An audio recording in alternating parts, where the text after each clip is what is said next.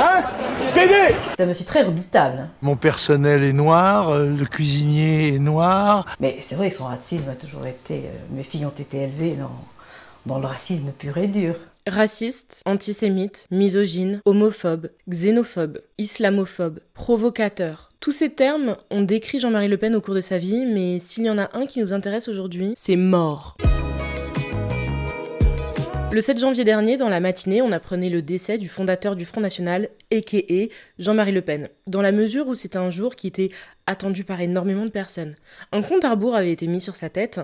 Sur les réseaux sociaux, il y a eu une vague de tout et n'importe quoi juste derrière. Bon, surtout du n'importe quoi, le tout avec un humour bien à la française. Il suffisait uniquement d'ouvrir Twitter pour comprendre l'ambiance dans tout le pays. Le soir même, un apéro sauvage s'est déroulé place de la République à Paris pour célébrer. Il y avait des centaines de personnes sur place qui étaient là pour fêter, festoyer, sabrer le champagne autour de la mort du facho le plus célèbre de France. Et pendant que ça sabrait le champagne justement, certains faisaient la grimace. Dès le lendemain matin, CNews, qui devait très sûrement être en train de frapper contre tous les murs de la rédac, a publié sur son site un sondage qui demandait aux internautes la question suivante: êtes-vous indigné par les rassemblements célébrant la mort de Jean-Marie Le Pen? Et le résultat que je vous affiche juste là, c'est cadeau.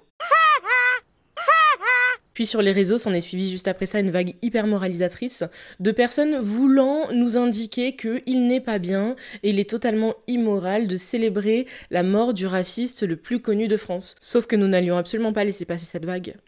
Mais absolument pas. Que les gens aient leur propre avis, c'est une chose.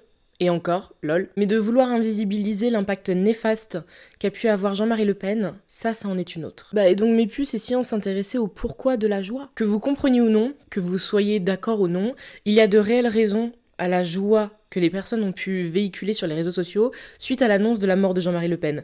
Et il faut absolument entendre ces raisons-là, que vous soyez d'accord ou pas, que vous soyez du même avis ou non. Parce que parmi toutes ces raisons, il y a donc. Dans un premier lieu, je pense le plus connu, c'est entre 1954 et 62. On est en plein sur la guerre en Algérie, contexte de colons bien entendu, avec la France qui est là-bas en train de mener des exactions à tout bout de champ, et où Jean-Marie Le Pen est également sur place en sa qualité de militaire. Il a donc servi en fait en tant que lieutenant pendant la guerre en Algérie, aussi en Indochine si je me trompe pas, mais c'est surtout sur les faits en Algérie qu'on va se pencher là. C'est là où on a eu le plus de matière justement, et c'est là où à mon sens en fait dès le début les gens auraient dû se dire ah bah oui en fait chez ce type il y a totalement quelque chose qui ne va pas, genre totalement. Parce qu'il a donc été accusé d'avoir pratiqué des tortures à tout va sur des prisonniers algériens. Alors il a totalement nié les faits dans un premier temps, sauf que bon, manque de peau pour lui, Le Monde qui a mené une enquête a retrouvé chez une de ses anciennes victimes un de ses poignards à Jean-Marie Le Pen. Et attendez déjà, parce que là on va continuer à l'encore plus drôle, c'est-à-dire que ce poignard est un poignard des jeunesses hitlériennes. Je pense que tout le monde sait ce que sont les jeunesses, en tout cas ce qui étaient, espérons, les jeunesses hitlériennes. Donc déjà, il possédait ce poignard-là. On va commencer, son nom était gravé dessus. Et il a donc été retrouvé dans le domicile d'une de ses anciennes victimes. Homme qui a été assassiné par l'escouade de Jean-Marie Le Pen à cette époque-là, justement. Et c'est sans compter sur des témoignages comme celui de Mohamed Abdellaoui, qui a dit, et attention, trigger warning, vous imaginez bien que ce sont des sujets très sensibles, il y avait un fil électrique dans le sexe, le deuxième fil dans le doigt de pied droit, et après Jean-Marie Le Pen a jeté un bidon d'eau sur mon corps. Ou encore, on a le témoignage d'Abdelkader Amour. Des hommes conduits par le soldat Le Pen ont branché des fils électriques directement sur la prise et les ont promenés partout sur mon corps. Je hurlais. Ils ont alors pris l'eau sale des toilettes, m'ont étalé une serpillière sur le visage et me l'ont fait avaler de force. Voilà à peu près ce qui se passait. Et pour toute personne qui aurait envie de pouvoir justifier ses actes en disant « oui, mais c'est le contexte, c'est la guerre », non justement. Le contexte là ne va pas avec, et pire encore, quand on sait que cette personne-là possédait un poignard des jeunesses hitlériennes et que donc c'était absolument un moment genre récréation là pour lui en Algérie. Et pour le coup, ce qui a été encore plus culotté, c'est que la journaliste qui a été derrière toute cette enquête-là, il a osé porter plainte contre elle. Alors bien sûr, derrière celle qui a gagné, mais il a osé porter plainte contre elle. Sauf que, manque de peau, elle avait un dossier béton, c'est-à-dire qu'elle avait même encore d'autres personnes qui étaient là pour témoigner. Petit saut dans le temps, on arrive au 13 février 1994, 1984 avec des déclarations homophobes. Alors sur un plateau, Jean-Marie Le Pen a décidé de dire, et je cite, que l'homosexualité est une anomalie biologique et sociale. C'était sur le plateau d'une émission qui s'appelait L'heure de la vérité, où il a décidé de mettre sur le dos de l'homosexualité la chute de la natalité en France à ce moment-là, et en disant que pour lui, vraiment, l'homosexualité, tout comme l'immigration,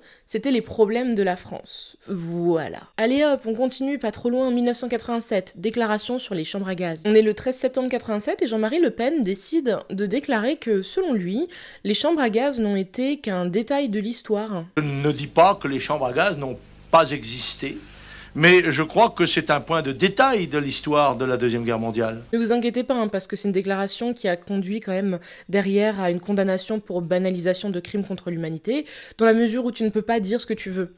Tu peux penser ce que tu veux, tant que ça reste ici bien entendu, même si ça fait quand même de vous des mauvaises personnes, mais tu ne peux absolument pas dire ce que tu veux. Et derrière, il a eu une amende, c'était 1,2 million de francs, ce qui donne grosso modo 180 000 € d'amende. Et oh, attention, on reste en 1987 parce que la même année, il attaque à nouveau les homosexuels, avec une citation. Waouh, je cite, « Les sidaïques, en respirant du virus par tous les pores, mettent en cause l'équilibre de la nation. Le sidaïque est contagieux par sa transpiration, sa salive, son contact. C'est une espèce de lépreux. » Donc il était en live sur RTL quand il a décidé de stigmatiser les personnes porteuses du sida, qui, comme vous le savez, est quand même une maladie qui est très stigmatisée, où il y a trop de désinformation justement qui l'entoure et qui l'encadre, et où malheureusement, le peu d'informations réelles concernant la maladie du sida n'arrive pas à percer, on ne sait pas pourquoi. Et donc quand tu as des personnages politiques aussi présents sur la scène politique et qui malheureusement, vu qu'on est dans un pays de racistes, réussit à autant faire une percée, derrière ça, on est sur des discours qui sont d'une dangerosité monstre. C'est-à-dire que là, on t'explique que la personne qui est porteuse du sida, c'est une personne qui, même juste si elle transpire, par exemple dans le bus ou dans le métro, attention, tu es en danger. C'est une personne, si jamais elle crache par terre et que peut-être ta chaussure marche sur son crachat, attention, alors que c'est pas du tout le cas. Je tiens quand même à vous rappeler que ça ne se passe absolument pas comme ça, la transmission du virus du sida. Pendant 10 ans, alors je sais pas si c'est calmé ou si juste il s'ennuyait un peu trop, il avait peur de payer trop d'amendes, mais on fait un petit saut à 1997, et là, plutôt que les paroles, il s'est dit, Jean-Marie Le Pen, pourquoi j'irais pas agresser quelqu'un en fait? Il bouscule violemment son opposante socialiste, Annette Paul-Vasberjal. Vous avez compris, on en a marre! C'est lors des élections législatives, et cette idée pointe et il se dit, ouais, tout va bien. Tout va bien. Il a donc été suspendu du Parlement européen en 2000 et derrière, interdiction de se présenter et de pouvoir exécuter ses fonctions pendant 1 an. Alors, bien entendu, c'est très drôle. C'est quand même très drôle de dire que toi, en tant qu'homme politique sur la scène française, tu as attaqué physiquement, tu l'as agressé quand même, une autre personne de cette scène politique française et tout ce que tu prends, c'est un peu 1 an de punition. Ah mais attendez, j'avais oublié, non, c'est pas pendant 10 ans en fait, c'est pendant 9 ans qu'il a entre guillemets rien fait. Parce que là, on revient un tout petit peu en arrière, on est en 96, on est à la fin de l'année en décembre, où il décide à nouveau de faire preuve de négationnisme vis-à-vis de ce que les juifs ont pu subir. Lors d'une conférence de presse à Munich, peut-être qu'il s'est dit « je suis en sécurité dans la mesure où je suis en Allemagne, ça s'est passé en Allemagne, mais ma puce en fait.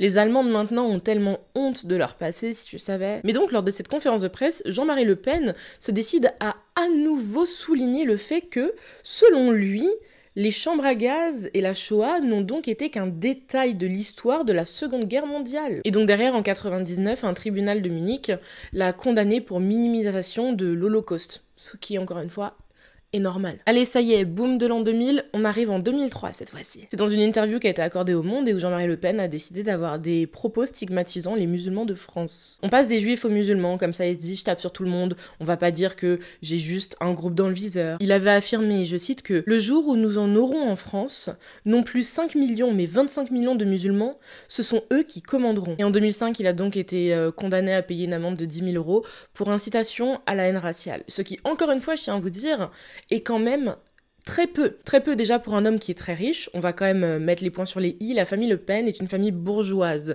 Ces gens sont riches et c'est pour ça que le mème de Marine Le Pen qui hurle « Vous êtes des enfants de bourgeois » me fait énormément rire parce que elle parle à sa classe sociale en fait. Vous êtes des enfants de bourgeois! Ce sont des gens qui quand même ont une demeure familiale qui est un manoir. Mais donc surtout, outre le fait de prendre en compte lui son niveau financier qui lui permet sans aucun problème de payer ce genre d'amende-là, c'est surtout que on est constamment sur quelqu'un qui recommet les mêmes types d'actes. Donc à un moment, est-ce qu'il peut se passer quelque chose de plus qu'une amende au final. Alors 2005, on revient sur les juifs. En fait, ils faisaient un ping-pong, peut-être ils se disaient, allez, on va tenter. On est encore sur du négationnisme. Et où il a qualifié l'occupation allemande en France de pas si inhumaine que ça. Encore une fois, une amende, 10 000 € pour apologie de crimes de guerre. Parce que oui, si vous n'étiez pas au fait que l'occupation allemande en France a été plus qu'inhumaine. Ça a été totalement horrible, ça a été un cauchemar. C'est-à-dire que des millions de gens sont morts quand même durant la Shoah, si on doit rappeler. Et on doit rappeler que Pétain était à fond dans le business. C'est-à-dire que en Europe, la France et l'Italie, peut-être, elles étaient en train de tenter un petit concours de qui pourra le plus plaire à Hitler. Et donc venir minimiser des passages comme celui-ci dans l'histoire de la France, de l'Europe et de l'humanité, c'est un move de fou furieux. Et encore, je dis fou furieux parce que je suis censée rester un peu polie dans la mesure où on est sur YouTube ici. Alors là, vu qu'on est sur des périodes où ça y est, les temps changent, il a commencé à devoir se calmer, allez hop, on arrive en 2014. Et là, en 2014, c'est des jeux de mots antisémites. Le chanteur Patrick Bruel, que la plupart d'entre vous doivent connaître au moins de nom, si vous ne saviez pas qu'il est de confession juive, et bah maintenant vous êtes au courant, avait donc ouvertement critiqué Jean-Marie Le Pen, ce qui déjà, sans avoir besoin d'être juif, est totalement compréhensible. Et en plus, tu m'apprends que tu es juif, est encore plus compréhensible. Et en réponse à ces critiques-là, Jean-Marie Le Pen a dit, et je cite, « On fera une fournée la prochaine fois. » Et Monsieur Bruel aussi. Ah oui, ça m'étonne pas. Oui, voilà. Écoutez, on fera une fournée la prochaine fois. Une remarque qui, bien entendu, a été considérée comme une allusion antisémite. Une fournée, les fours, les chambres à gaz, la Shoah. Il n'y a pas besoin d'avoir fait l'ENA pour comprendre qui était visé par cette soi-disant blague. Bon, la conséquence, en soi, il n'y en a pas eu, hein. C'est-à-dire que les gens étaient juste en train de dire « Ah bah oui, c'est sûr, il est antisémite, hein. » Et l'opinion publique était là en mode « Ah ouais, c'est sûr, il est antisémite, hein. » En 2023, on arrive à un très fameux procès pour détournement de fonds. Donc à ce moment-là, on a Jean-Marie Le Pen et 27 autres membres du parti du Front National, Rassemblement National, appelez ça comme vous voulez, c'est exactement la même chose, qui sont jugés pour détournement de fonds qui appartiennent au Parlement européen, ces fonds-là. Donc c'est normalement des fonds qui sont utilisés à des fins de politique interne, mais qui auraient été détournés par ces gentils gens. Et cette famille Le Pen est totalement connue pour les détournements de fonds et pour faire disparaître l'argent et pour bizarrement gérer ses comptes. J'ai pas besoin de vous rappeler que Marine Le Pen est elle-même dans la sauce actuellement. Et donc le procès qui a eu lieu en septembre 2024 a bel et bien mis la lumière sur des pratiques financières douteuses au sein du Front National. Et là, j'ai décidé de vous brosser, je pense que les plus gros titres que Jean-Marie Le Pen a pu faire. Parce que comme certains politiciens qui ont voulu, alors je ne sais pas pour quelle raison, nous apprendre peut-être qu'ils n'avaient pas de haine à l'égard de Jean-Marie Le Pen à sa mort, comme Bayrou, des personnes qui viennent déclarer qu'il a été provocateur, c'est pas un provocateur en fait, c'est un antisémite, un raciste, un homophobe, un misogyne, un islamophobe. Appelons un chat un chat. Mais donc c'est pour ça qu'en fait, avec toutes ces choses-là accumulées, quand en 2015, Marine Le Pen annonce qu'elle vire son papa du Front National, on a ri doucement. Alors surtout là, dans le contexte actuel, on rit encore plus parce que Marine Le Pen, qui, après le décès de son père, là très récemment, fait une annonce dans la presse où elle explique que son plus grand regret restera toujours d'avoir viré son papa du Front National, justement. Parce que si vous n'aviez pas encore compris, ce move de Marine Le Pen en 2015, c'était pas un move où elle s'est dit excédée « Oh, mais mon père est tellement raciste, mais mon père est tellement islamophobe et tellement antisémite, mais c'est pas possible qu'il y ait cet homme. » Non, pas du tout. Ah non, absolument pas. C'est ce qu'on appelle un coup de marketing. C'est ce qu'on appelle le début de l'opération pour dédiaboliser le FN. Et la preuve en est que ça a tellement bien marché qu'il a suffi que le FN s'appelle maintenant RN, alors que c'est totalement la même ADN qui est là, c'est-à-dire que c'est toujours le même nombre de membres chez qui on découvre des drapeaux nazis, chez qui on découvre des choses horribles, qu'on découvre frapper des militants antiracistes dans des manifs, enfin, et je vous en passe, et des meilleurs. Des gens qui osent nous dire que Bardella peut être brillant, des gens qui osent nous dire qu'on ne peut pas célébrer le décès de Jean-Marie Le Pen, c'est-à-dire que l'opération de dédiabolisation a tellement fonctionné qu'on en est arrivé à ce point-là. On en est arrivé à 11 millions de Français qui mettent leur bulletin pour le RN, étant donné que la dédiabolisation a fonctionné à ce point-là. Il y a bien sûr des racistes qui savent très bien pour qui ils votent, mais il y en a qui sont suffisamment stupides et qui se sont suffisamment fait laver le cerveau pour penser que ce vote est un vote utile à la France. Et encore une fois, c'est là que je vois à quel point la politique est très forte dans ce sens-là. Faites attention à tous les partis, quels que soient les partis, il y a énormément de personnages de ce genre, mais surtout, les communicants qui entourent le FN/RN sont très forts parce que arriver à vous faire croire qu'un parti qui a été fondé par Jean-Marie Le Pen et ses amis Waffen-SS, donc vraiment des nazis, Jean-Marie Le Pen qui possédait un couteau des jeunesses hitlériennes, Jean-Marie Le Pen qui, en éduquant ses enfants, leur fait appeler Adolf Hitler Tonton Dolphy. C'est-à-dire qu'il paraît que quand il y avait Hitler à la télévision, il les forçait à l'appeler Tonton Dolphy. C'était un gag, c'était un petit peu ça, oui. Bon, enfin, obligé, non, elles n'étaient pas obligées. Bon, enfin, c'était une façon de rire aussi, mais ça arrivait, oui, ça arrivait. Oui, c'est aussi ses amis aussi, oui, c'était un petit terme d'amitié. D'affection pour Hitler. Je crois, oui. C'est-à-dire, on est sur une famille qui voue un culte à des mouvements les plus extrêmes, les plus racistes possibles, et que vous arriviez à croire aujourd'hui que des gens comme Bardella qui déjeunent tous les dimanches avec ces gens-là, qui ont exactement les mêmes idées, que non, c'est différent, et puis ils sont là pour les valeurs de la France, je ne sais pas de quoi vous parlez. Après, si les valeurs de la France, c'est le racisme, l'antisémitisme, la xénophobie, la misogynie, ah oui, dans ce cas-là, peut-être que vous vous y retrouvez. Mais dans le cas contraire, vous êtes juste bien fait berner. Et donc, évitez de vous moquer de Anne qui s'est fait avoir par le faux Brad Pitt dans un cybercafé si vous avez mis un vote pour le RN, par pitié. Et surtout, j'aimerais ajouter, parce que je sais qu'il va y avoir quelques commentaires moralisateurs de personnes qui vont dire « Oui, et si ça arrivait à tes parents ?» Alors, mes parents ne sont pas comme ça. Et si mes parents étaient Jean-Marie Le Pen, je célébrerais leur mort de la même manière. Ce soir-là, on a ouvert une bouteille de Lambrusco et une bouteille de champagne. On a bu ce soir-là.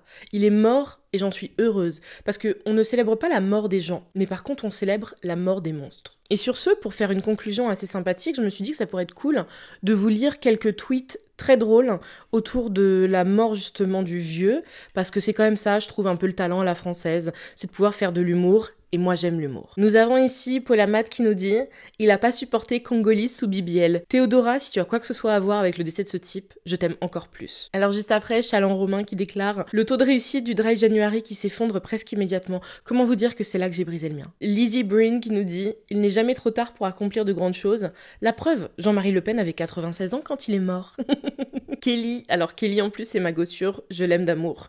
Kelly qui nous dit « J'allais rater la fête parce que je profitais de la vie en dehors des écrans MDR, quelle drôle d'idée, plus jamais. » Ce compte-là, ce tweet-là, c'est sûrement celui que j'attendais le plus et celui que j'avais le somme de pas pouvoir liker et retweeter vu que je ne suis plus sur Twitter. C'est un compte qui s'appelle JMLP Dead. Et son nom, c'est « Est-ce que Jean-Marie Le Pen est mort ?» Tous les jours depuis la création de ce compte, la personne répondait juste à cette question-là en un tweet. C'est-à-dire, cette personne écrivait constamment « non, non, non, non ». Et d'un seul coup, le 7 janvier à 13h05, cette personne a écrit « oui ». Louis Viter qui nous partage une conversation. « Pensez à toutes les femmes qui ont accouché aujourd'hui.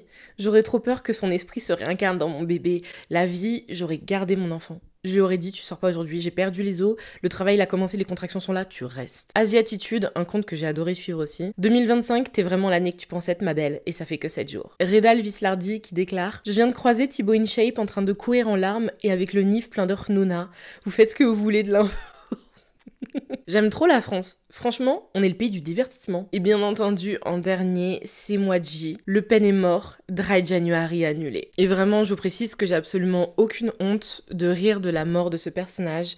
J'ai aucune honte de ça parce que lui, il est mort. Ses idées ne sont pas mortes avec lui malheureusement, hein, c'est comme ça. Mais on va continuer le combat parce qu'on mène un combat antiraciste, on mène un combat antisémitisme, on mène un combat anti-islamophobie, on mène un combat anti-misogynie, on mène tous ces combats-là. On les mène de front et on va continuer parce qu'il y en a besoin. Parce que malheureusement, les graines qu'il a plantées par le passé ont très bien germé et comme je vous ai dit, la preuve en est, 11 millions de Français sont assez crédules pour penser que ce parti qui ne vote jamais en leur faveur puisse faire quoi que ce soit pour eux. Et sur ce, j'espère que vous avez bien aimé cette vidéo, qu'elle vous a détendu, qu'elle vous a rappelé que Jean-Marie Le Pen est mort quand même et que ce soir, vous allez donc passer une bonne soirée juste en repensant au fait que Jean-Marie Le Pen soit mort. Et si vous avez besoin, pour finir, je vous partage une petite photo de Marine Le Pen qui pleure, parce que ça aussi, ça fait du bien. Et sur ce, mes poulets, je vous fais de gros bisous. On se retrouve très bientôt. Mouah. Peace, guys.